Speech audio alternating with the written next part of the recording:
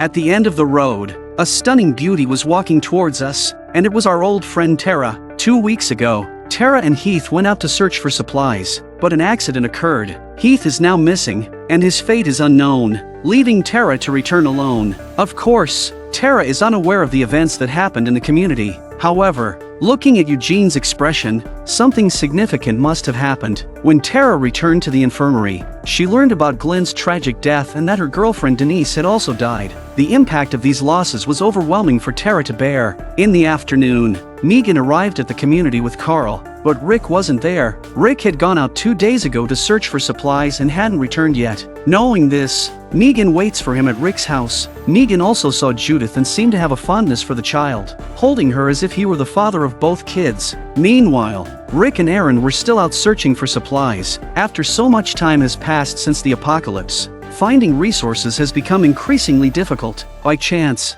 they came across a sign on a fence with a warning written on it, but they couldn't afford to worry about it. Tomorrow was the time for tribute. They continued forward, crossing through a forest and found another sign with a lot of information. Essentially, it stated that this was a private territory with powerful weapons, and anyone daring to enter would be shot. If you're reading this, it means I might already be dead, so feel free to take whatever you find. They breathed a sigh of relief and cautiously proceeded behind the sign. After a few steps, they saw a lake with many zombies still submerged in it. It seemed that the person had stored the supplies on a boat there, suggesting that the resources hadn't been taken by anyone else. They observed the situation and realized it wouldn't be easy to reach the boat. The boat was full of holes, and it wouldn't take long before it sank, but they had no other options. If they didn't deliver the supplies on time, someone would die. Aaron kicked a piece of wood, intending to use it as a makeshift oar. They set off quickly, trying to reach the other side before the boat sank completely, but it was no easy task.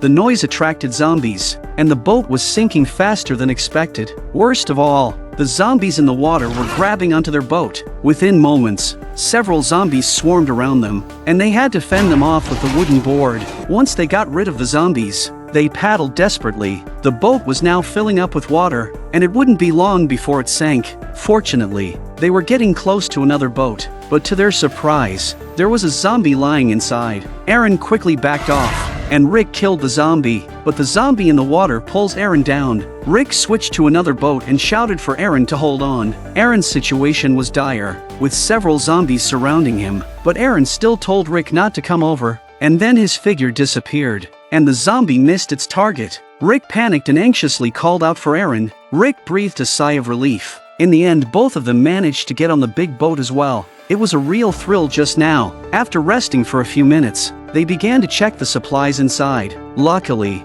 everything they needed was there, from various foods to plenty of weapons. The boat's previous owner had left a note, congratulating them on winning but also stating that they had still lost in the end. The middle finger gesture was the person's final act of defiance. 1 hour later, they maneuvered the big boat to the shore and started loading the supplies onto their truck, including the weapons. Unbeknownst to them, there was a figure watching them from the lake shore. Back in the community, Spencer learned that Negan had arrived, and Rick was not present. Spencer brought a bottle of wine to please Negan. Spencer had dressed up for the occasion. He presented the wine to Negan, who accepted without refusal, mentioning that it would be perfect to play a game of pool in such good weather. Spencer pointed to the nearby garage, saying there was a table inside. As soon as Negan heard, "You may just be my new best friend," it was this one comment that made Spencer so excited that he felt he squeezed into the circle. By this time, Rick and Aaron were back in the neighborhood. As soon as they opened the door, Rick froze. The saviors were here today.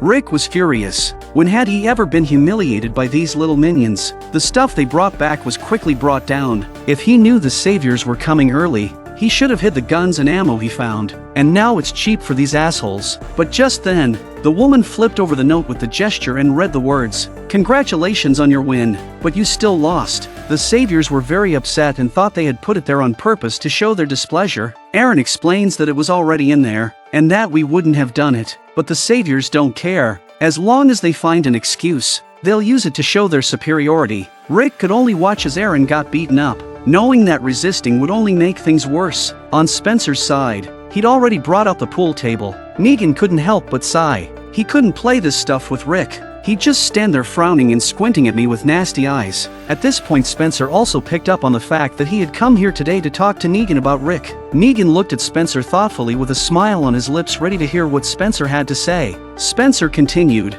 saying that he knew what Negan was trying to do and the kind of community he wanted to build. He didn't agree with Negan's methods, but he understood that Negan was trying to establish a network where everyone contributed to the collective. Spencer also reveals that the community originally belonged to his parents, who managed it well until Rick got them killed and seized control. Spencer criticized Rick for his arrogance and his tendency to mess things up and take over everything based on his personal preferences. Negan understood what the guy was thinking and waited quietly for Spencer to reveal what he was up to. Spencer emphasized that he was Deanna's son and that he should have inherited the leadership of the community to become a leader like his mother. How could Rick know that while he was trying to keep everyone alive? Spencer was thinking about the power struggle. At this moment, Aaron was also badly beaten, and Rick rushes to help Aaron towards the infirmary. You know, I'm thinking, Spencer. I'm thinking how Rick threatened to kill me, how he clearly hates my guts. But he is out there right now, gathering shit for me to make sure I don't hurt any of the fine people that live here. He is swallowing his hate and getting shit done. That takes guts.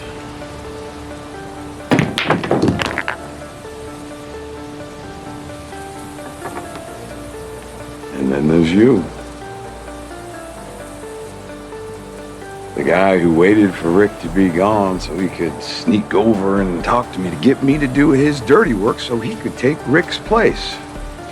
So I gotta ask, if you want to take over, why not just kill Rick yourself and just take over? What? No, I don't... You know what I'm thinking? Because I have a guess. This sudden turn of events caught the surrounding residents off guard. Most of them were witnessing Negan killing someone for the first time, and his ruthlessness was shocking. Negan's strike caused Spencer's entrails to spill out, and he had no chance of survival. Negan killed someone as if it were an insignificant matter. Negan smiled with his baseball bat and said, "Anyone want to finish the game for Spencer? And someone to clean it up? By the way, Rosita couldn't take it anymore. Abraham was killed by this bastard, and now Spencer was killed by this guy." The crowd had a feeling that this was going to be bad, because Negan's brutality was well established. Negan tried his best to calm himself down. At this moment, Negan noticed a dropped bullet casing. What is this? This little bad boy made from scratch?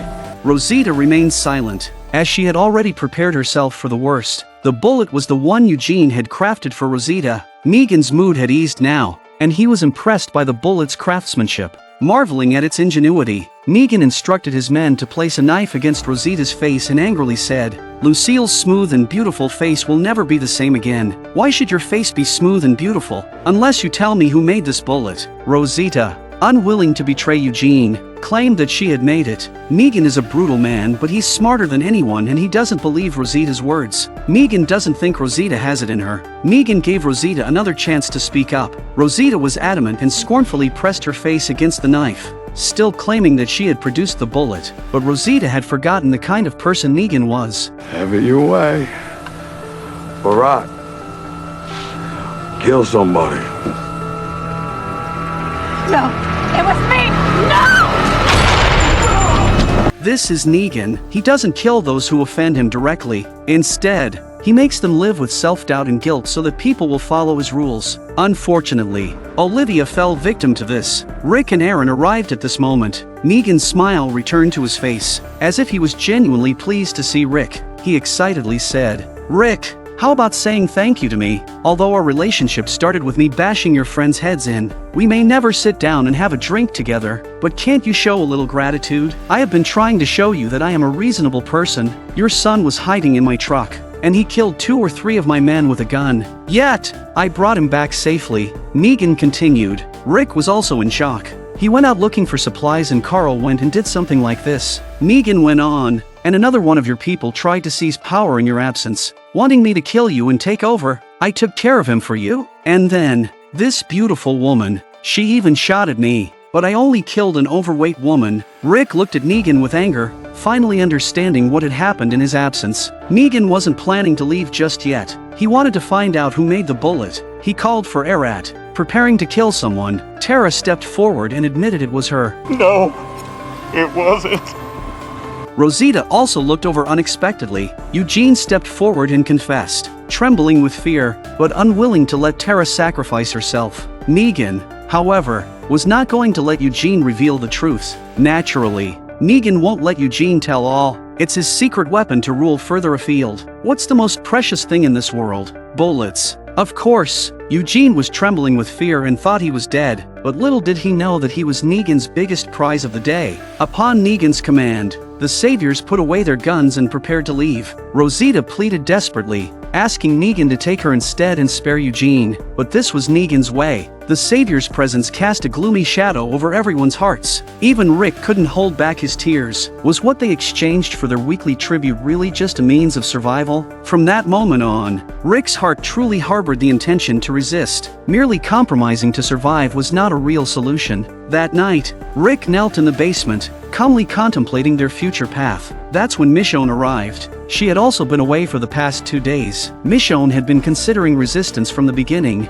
but Rick's priority was to preserve everyone's lives. The 2 days away had made Michonne think things through completely. She tells Rick that the saviors are numerous and very far away, but they can't just live in submission. They have to live with purpose. For Carl, for Judith, for Alexandria's safe zone, for the Hilltop they had to fight. Rick had once said they were capable people, and if they couldn't do it, then nobody could. Rick's agreement surprised Michonne, as she had suggested this before, but Rick had always clung to survival. What Michonne didn't know was that after the events of the day, Rick had already developed the desire to resist. Now, with Michonne's support, Rick's determination was even stronger. The next morning, at the Hilltop, Maggie climbed up the fence to take a look at the scenery. Since being enslaved by the saviors, her brow had been furrowed in worry, but as she gazed into the distance, her expression began to relax. Maggie let out a deep sigh, feeling a sense of relief. Suddenly, Maggie turned back and shouted inside, "Yes,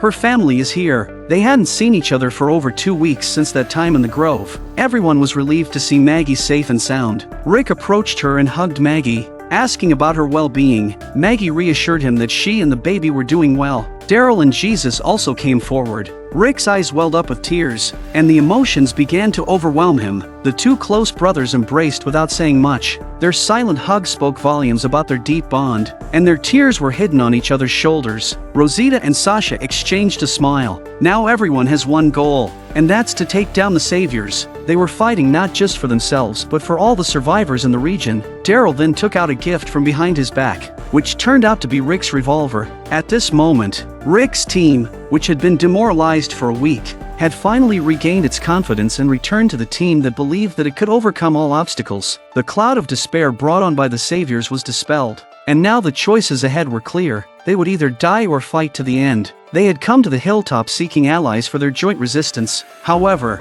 their attempts to convince Gregory to cooperate were met with rejection. Despite all the persuasive words from Rick and his group, Gregory refused to take any risks. Disappointed, they left Gregory's office. As they stepped outside, Enid came in and called everyone to come out and see. They then followed them out, and outside stood the residents of the Hilltop, which puzzled Maggie. One of the women came up and said, "Remember me? You saved my life once before, and then Maggie saved us all by taking care of the zombies. Enid says you're trying to convince Gregory to let us fight the saviors together. Is that true?" Maggie nodded affirmatively. No one wants to be enslaved again and have to give away on their knees what they've worked so hard to get. However, even with the support of the Hilltop residents, their numbers were still not sufficient, and they lacked adequate weapons. Daryl suggested using a powerful weapon to wipe out the savior's stronghold, either burning it down or bombing it. But Tara warns that there are still a lot of innocent workers in there, and now it's just a matter of uniting more communities, or else it's going to be hard to win at all. Rick decides to go back to the safe zone of Alexandria first because the saviors are sure to go to the community to look for Daryl when they find out he's missing,